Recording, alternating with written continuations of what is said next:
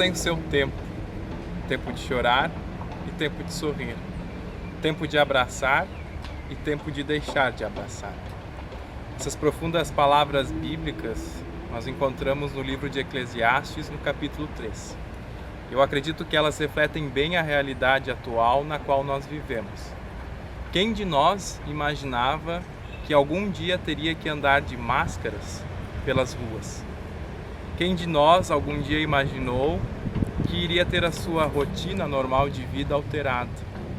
Quem de nós chegou a pensar que não poderia mais abraçar as pessoas que amam?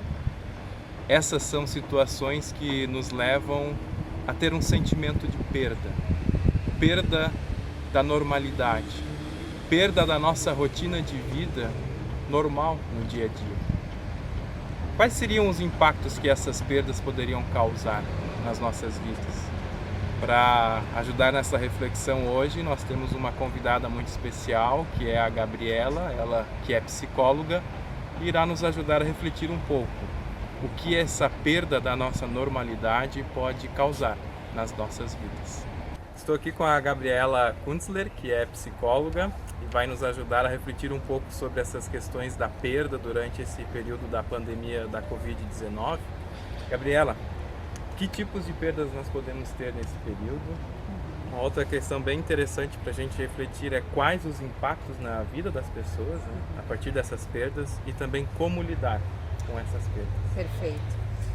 Henrique, como tu mesmo falou, né, em tempos de Covid-19, a única certeza que a gente tem é que a gente teve muitas perdas, né? E elas começam com perdas simples, como a perda da nossa rotina, né, a perda das coisas que a gente gosta de fazer, perda de contato social, né, e perda de sonhos, perda de planos. Algumas pessoas perderam emprego, perderam pessoas queridas, as crianças deixaram de ir para a escola, né? E a gente não pode deixar de perceber que todas essas perdas refletem principalmente numa perda de controle, né? Que a gente acredita que tem sobre a nossa vida. Então a pandemia ela vem para mostrar que na verdade as coisas não estão tanto assim no nosso controle. E quando a gente acaba sentindo que a gente não está tão no controle da nossa vida, um mecanismo de defesa que a gente tem para se defender do sofrimento que é as mudanças, e a gente estuda bastante na psicologia que até as mudanças positivas geram sofrimentos, uma forma de tentar se defender dessas mudanças é negar a nossa realidade. Né? E é por isso, assim como a gente estava conversando antes, né, Henrique, que tem tanta gente que acaba negando a realidade. Negando como? Talvez não se cuidando, agindo como se nada tivesse acontecendo, não cuidando dos seus familiares, não respeitando as normas de segurança para esse momento, né? Então, são pessoas que, na verdade, estão lutando contra essa falta de controle. O problema da negação nesse momento é que ele acaba minimizando muito o risco da doença na nossa atualidade. Então a gente acaba se colocando em risco diante da doença. Ao mesmo tempo que a gente tem pessoas que negam a realidade, a gente também tem pessoas que se ativam logo de início e ficam com muito medo do que vem pela frente. E na intenção de controlar esse medo, né, ou de saber o que fazer para quando o Covid chegar próximo, ou se acontecer realmente alguma coisa de eu ficar doente, a gente começa a buscar informações o tempo todo. E quando a gente busca informações o tempo todo, a gente também acaba disparando a ansiedade. Né? A gente acaba se conectando demais com informações que não necessariamente vão me ajudar, mas que vão me deixar mais nervosa, com mais medo, mais angustiada. Então, esses dois extremos, né, tanto a negação quanto o momento em que eu me conecto demais com isso a ponto de gerar ansiedade, eles não vão ser positivos, eles vão trazer problemas. O ideal, e aqui a gente coloca ideal entre aspas, porque ele é um objetivo a ser alcançado em tempos tão difíceis, é que a gente sim se conecte com o que está acontecendo, que a gente assista telejornal, que a gente busque informações, mas que isso não aconteça de forma demasiado, que a gente possa selecionar algumas redes que a gente confia, para que essas redes sejam justamente a nossa maior fonte de informação. Mas não é só isso. Para a gente garantir a normalidade nesse tempo que está tão diferente, também é necessário que a gente tente manter uma rotina. E daí não é aquela rotina antiga, é uma rotina nova, é uma rotina que se adapta a esse tempo de Covid. né? Por isso que às vezes a gente gasta tanta energia e se sente tão desconfortável em casa, porque não era o que a gente estava acostumado a fazer. Então, a gente nesse momento deveria conseguir colocar em prática toda a nossa capacidade de adaptação e de resiliência para conseguir encontrar novas formas de viver o nosso dia a dia e assim criar uma nova rotina. E dentro dessa nova rotina, várias coisas também são importantes, né? Entre elas, alimentação, sono, alguma atividade física, que são pontos que também eram importantes antes do Covid, né? Então a gente tentar manter isso alinhado é essencial e pode nos ajudar muito a baixar a nossa ansiedade. Outras coisas que são importantes nesse momento também é que a gente busque alguma atividade de relaxamento, alguma atividade que a gente possa se conectar com a gente de novo. E essa conexão com a gente, ela tem a ver não necessariamente com o que eu vou produzir nesse momento, mas mais a ver com como eu estou me sentindo nesse momento.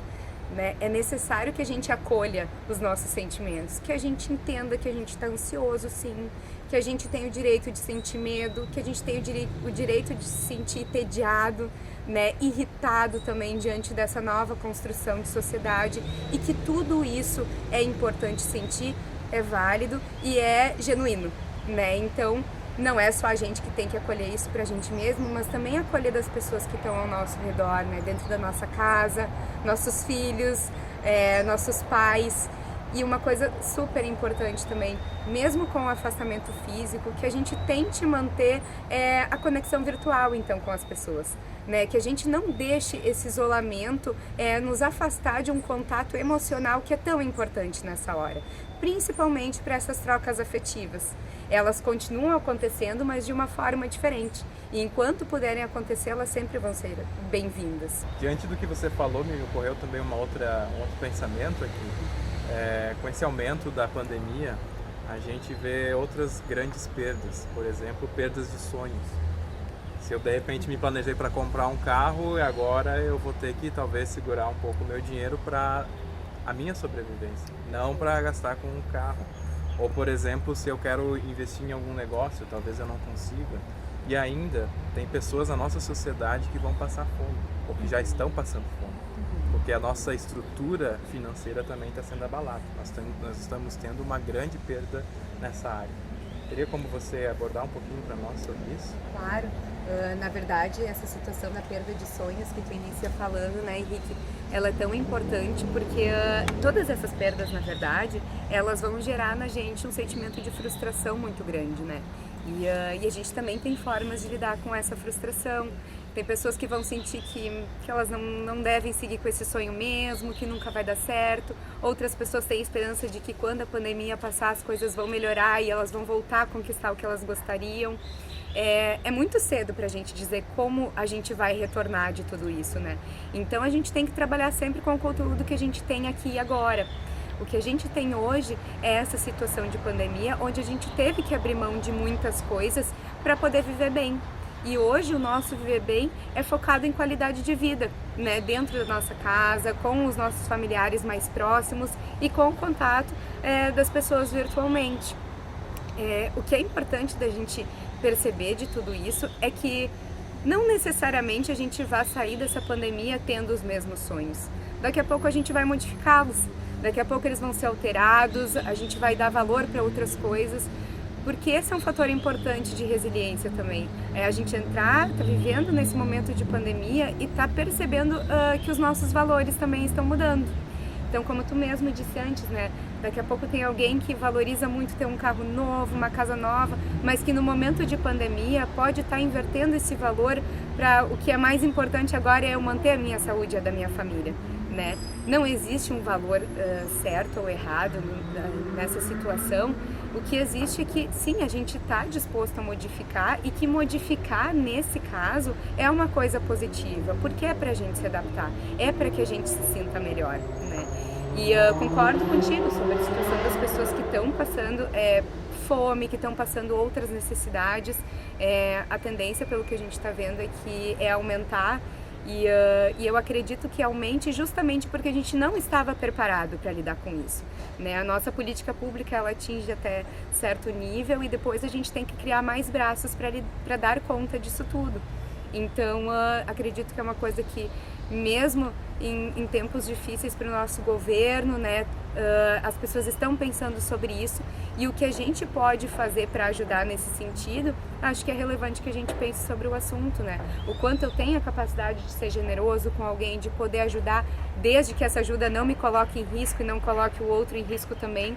Acho que são dicas válidas para esse momento, para a gente se sentir bem e para as pessoas ao nosso redor também conseguirem dar conta disso. Isso. Obrigado, Gabriela, pelas suas palavras. Realmente, tudo tem seu tempo, como diz a Bíblia. Agora, em tempo de pandemia, é tempo de evitar abraços, apertos de mãos. É um tempo de ressignificar a nossa vida e a nossa rotina. E hoje a Gabriela trouxe essas palavras que nos ajudam a refletir um pouco como ressignificar, como viver este momento tão delicado que todos nós estamos passando. E você e sua família, fiquem bem nas suas casas, na medida do possível.